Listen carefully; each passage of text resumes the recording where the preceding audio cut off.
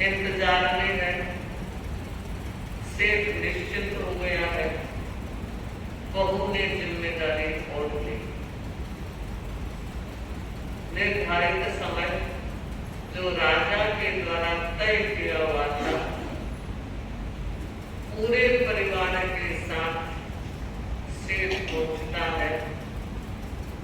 परिषद जमी हुई है और राजा ने कहा, सेठ याद है, प्रश्नों के उत्तर देने का वक्त आ गया। महाराज याद है, प्रश्न इतने सरल और इतने आसान है कि जिनका उत्तर मुझे देने की जरूरत नहीं। मेरे परिवार का सबसे छोटा सदस्य, मेरे 4 बेटे हैं, सबसे छोटे बेटे की बहू उन प्रश्नों के उत्तर देगी। राजा ने सोचा, एक महिला की इतनी बड़ी हिम्मत। ठीक है, लीजिए प्रश्न। पहला प्रश्न क्या था?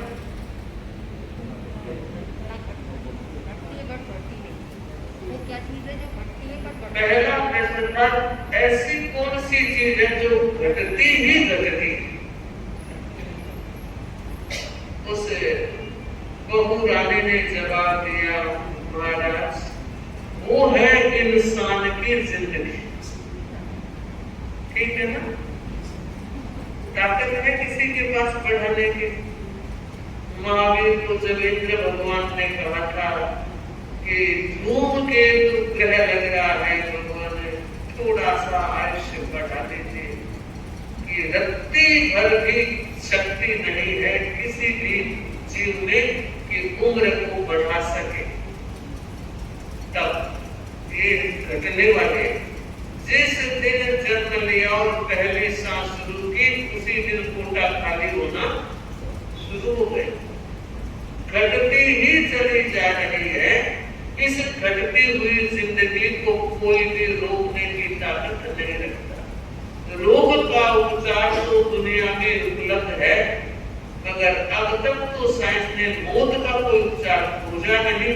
और सर्वज्ञ भगवान की वाणी है कि वो ध्रुव है, शाश्वत है, जन्म के साथ जब तक संसार में है मृत्यु। राजा को लगा बहुत सटीक जवाब दिया है। चलो अगला प्रश्न। बढ़ती बढ़ती, और उसने कहा, महाराज, बढ़ने वाली उस वस्तु का नाम है तृष्णा।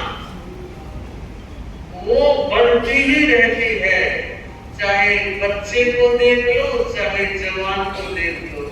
इवन बूढ़े को पता है अब तो पानड़ा पक गया, डाल से नीचे गिरने वाला है, फिर भी तृष्णा, आसक्ति, लोभ, मोह ये कम नहीं होता। भाग्यशाली होते होंगे कोई जीवात्माएं, भव्य आत्माएं, जो अंतिम में लोभ का संवरण करना सीख जाए, अनासक्ति से जीना सीख जाए, तो ये बहुत उपलब्धि है, बड़ी उपलब्धि है। वरना बूढ़ा होने के साथ साथ पकड़ और ज्यादा गहरी होती चली जाती है, ऐसा भी अनुभव किया जाता है। तो रोज घटने वाली जिंदगी और बढ़ने वाली तृष्णा। तीसरा, घटती भी है, बढ़ती भी। तो कहा, ये संसार घटता भी है, बढ़ता भी। कुछ कुछ आत्माएं अच्छी करने के द्वारा मोक्ष चली जाती है, उस संसार को घटा देती है, अपना संसार उनका घट जाता है।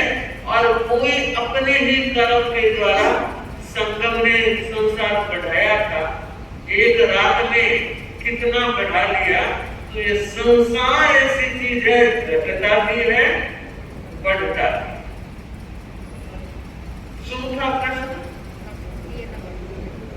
न घटता है न बढ़ता, और वो है भाग्य की, कर्म की रेत और दिक्का चित्त का। न घटते हैं न बढ़ते हैं, नियति जैसी है वैसी ही रहती है। भाग्य को बदला जा सकता है, नियति को नहीं, यूनिवर्सल लॉ है, सार्वभौम नियम है। तीर्थंकर 24 ही होते हैं, घंटे 24 ही होते हैं, काल खंड के 2 चक्र ही होते हैं।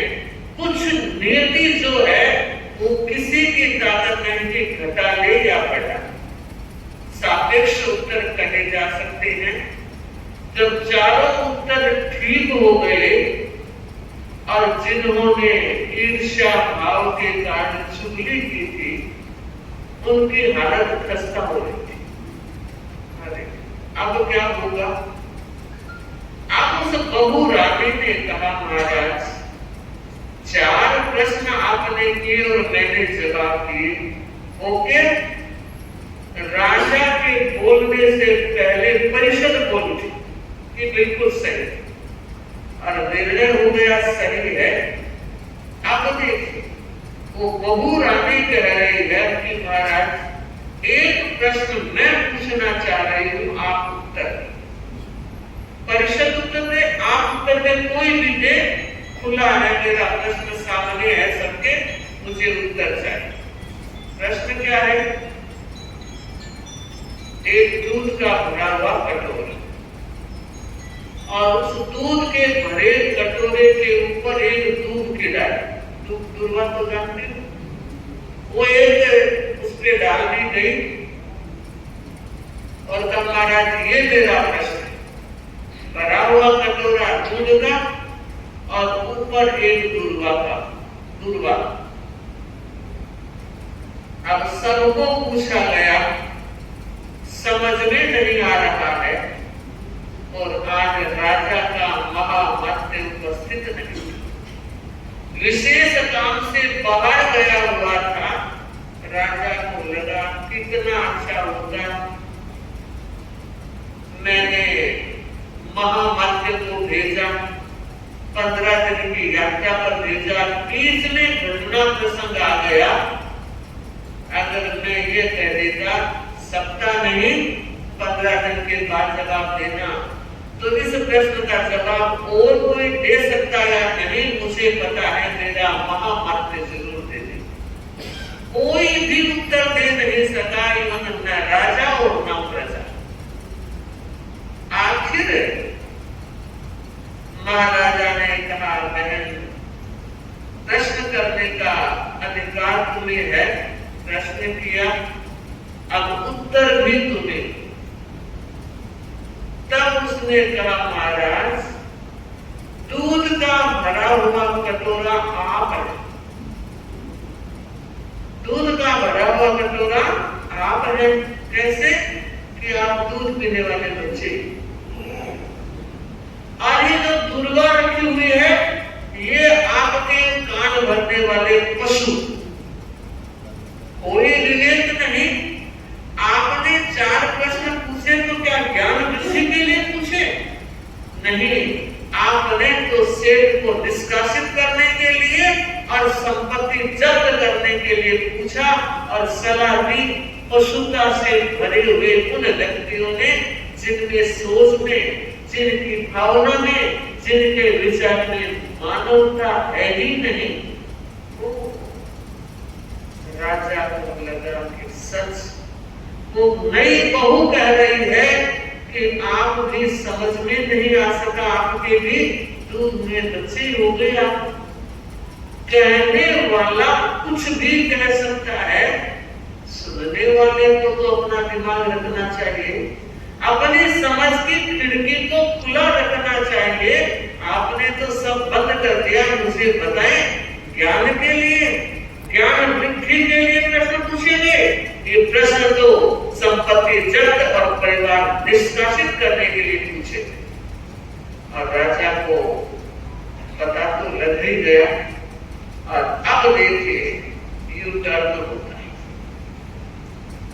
वो व्यक्ति भी वहां उपस्थित थे, उन्हें यह पता नहीं था घटनाक्रम किस तरह से घुल जाए।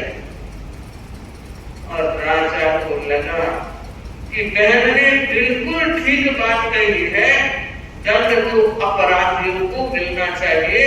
खामखा बिना सोचे विचारे एक भले आदमी को, एक सज्जन आदमी को, जिसके बारे में सुनकर के मैंने इतना बड़ा निर्णय ले लिया, नहीं लेना चाहिए था।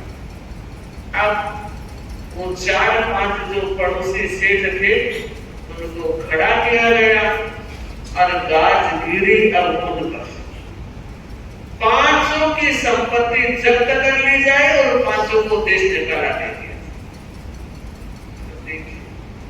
दूसरे के घर कठिनाई आती है तब तो इंसान चुटकियां हो जाते हैं, लेकिन जब अपने पर आती है तब पता लगता है कि कठिनाई को सहन करना कितना टफ और कितना टफ हो। उन 5 को यह सजा दी और सेठ को नगर सेठ के सम्मान से नवाजा गया। देखिए, मैं ये बताना चाह रही हूँ कि आदमी यह सोचता है इसका बुरा कर देंगे, इसका बुरा हो जाएगा। आप मुझे बताएं, सेठ का बुरा हुआ या भला? भला। पता नहीं जिंदगी में नगर सेठ बनता या नहीं, लेकिन उन व्यक्तियों ने बना। सच इसको कहते हैं व्यक्ति का सद्भाग्य। अच्छा भाग्य होता है तो बुरा किया जाने वाला कर्म भी उसके लिए अच्छा फलवान बनता है। करुणा यही समाप्त नहीं हो रही। आप देखिए उस सेठ की करुणाशीलता, उस सेठ की दया, अनुकंपा और भावना। उसने हाथ जोड़ते हुए निवेदन किया, आपने इतना बड़ा सम्मान मुझे दिया, उसके लिए मेरे पास शब्द नहीं है कृतज्ञता ज्ञापित करने के लिए। आभारी हूं मैं आपका, लेकिन आपने जब इतना बड़ा मान दे दिया तो मैं ये चाहता हूं कि देखो आप प्रैक्टिकली मेरे साथ जुड़ गए हैं, क्योंकि नगर से राजा और मंत्री के बाद अगर तीसरा स्थान होता है तो नगर सेठ का है। रक्षा की दृष्टि से सेनापति है, प्रजा की दृष्टि से नगर सेठ। तो महाराज इतने ऊंचे पद पर मुझे आपने प्रतिष्ठित कर दिया, तो मेरी बात भी आपको माननी है। मैं निवेदन कर रहा हूं, ये 500 भले आदमी हैं और इनको किसी तरह का दंड न दिया जाए, ये तो मेरे ही कोई कर्म संस्कार है। इसलिए इनके मन में ईर्ष्या के भाव पैदा हो गए, महत्वाकांक्षा बढ़ हो गई। पर महाराज मेरे तो अच्छा ही माना, कोई फर्क नहीं पड़ा। अगर इन 5 को आप बाहर कर देंगे तो मेरा पड़ोस खाली हो जाएगा महाराज। और अकेला अकेला होता है, पड़ोसी पड़ोसी होता है। महाराज मेरा विनम्र निवेदन है कि ये जैसे हैं उस स्थिति में रखना चाहिए। पूछो आप लोगों से क्या सोचते? टिट फॉर टैट, एक का जवाब पत्थर से देना नहीं। ये उन लोगों की सोच हो सकती है जो कर्मवाद को नहीं जानते, नहीं मानते, नहीं समझते। आप और हम लोगों की सोच, चाहे किसी ने हमारे साथ कैसा भी बुरा व्यवहार किया, लेकिन हमें बुराई की तरफ ध्यान नहीं देना है और याद रखना है कर भला वो भला। जो भला करेगा कुदरत पूरे भले में सहयोगी बन जाएगी। वो एक व्यक्ति का भला करेगा और सारी यूनिवर्सल उसके भले करने में खड़ी हो जाएगी। इसलिए अगर जीवन की किसी तरह की प्रतिकूलता, रिश्तों की, धन की, व्यवसाय की, व्यापार की, टूटो मत, निराश मत बनो और याद रखो वक्त बीतता चला जाता है। वक्त की सुई खड़ी नहीं रहती है, ठीक इसी तरह व्यक्ति की दशा भी और दिशा भी बदलती रहती है। पर उस स्थिति में संतुलन जरूरी है। उस स्थिति में जब स्थिति बदली चल रही है, प्रतिकूल चल रही है, तो उस समय व्यक्ति की आस्था में कमी नहीं आनी चाहिए। क्रियाशीलता में कमी नहीं आनी चाहिए और व्यक्ति के स्वभाव और व्यवहार में अच्छा बदलाव होना चाहिए। खराब व्यवहार और भाव नहीं होने चाहिए। अगर ऐसा होता है तो वो इंसान भगवत तुल्य है और वो इंसान वास्तव में धार्मिक कहलाने का 100% अधिकारी है। तो मंगल कामना करूं हर परिस्थिति में हमारा समता भाव वर्तमान रहे, सौहार्द भाव वर्तमान रहे, प्रमोद भाव वर्तमान रहे।